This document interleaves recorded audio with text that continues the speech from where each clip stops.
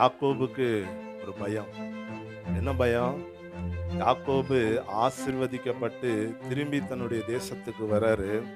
அப்போ ஏசா யாக்கோபு வர்றான் அப்படின்னு கேள்விப்பட்டு 400 பேரோட எதிர்கொண்டு யாக்கோபு இதை கேள்விப்படுறான்.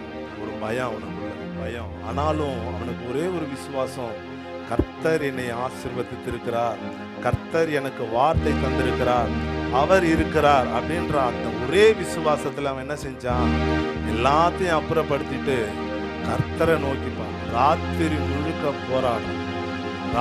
முழுக்க போராடுறான். காரணம் ஒரு பயம். ஏசா வரான், ஏதாவது என்ன பண்ணுவான், ஆனாலும் ஆண்டவர் என்னை கைவிட மாட்டார். அவர் தானே சொன்னாரு, அவர் தானே என்ன ஆசீர்வதிப்புன்னு சொன்னாரு, ஆனாலும் அவர் என்னை கைவிட மாட்டான்னு சொல்லி கடைசியா கர்த்தரை பிடித்து கொண்டு ராத்திரி முழுக்க போராடுறான். தேவன் கெஞ்சுறாரு, என்னை விடு, நான் போகட்டும், விடிய போகுது அப்படின்னு சொல்லும்போது, இல்லை, நீர் என்னை ஆசீர்வதித்தால் ஒழிய நான் என்ன செய்ய மாட்டேன், உங்களை விட மாட்டேன் அப்படின்னு சொல்றான். அப்பதான் ஆண்டவர் என்ன செய்யறாரு? அவனை ஆசீர்வதி. வேதத்தை எடுத்து வாசிச்சு பாருங்க. போட்டு தள்ளணும்னு சொல்லி ஏசா வந்தவன் 400 பேரோட ஒரே ஒரு ஆளை 400 பேரோட சேர்ந்து கொல்லணும்னு வந்தவன் வந்து என்ன நடக்குது? கட்டி பிடிச்சு அழறாங்க. 2 பேரும் கட்டி பிடிச்சு என்ன செய்யறாங்க? அழறாங்க.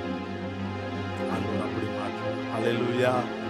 வாழ்க்கையில பயம் அப்படின்னு ஒன்று இருக்குதா? கர்த்தரை சார்ந்து, கர்த்தரை நம்பி இருங்க, ஜெபம் பண்ணுங்க, அவரோடு போராடுங்க.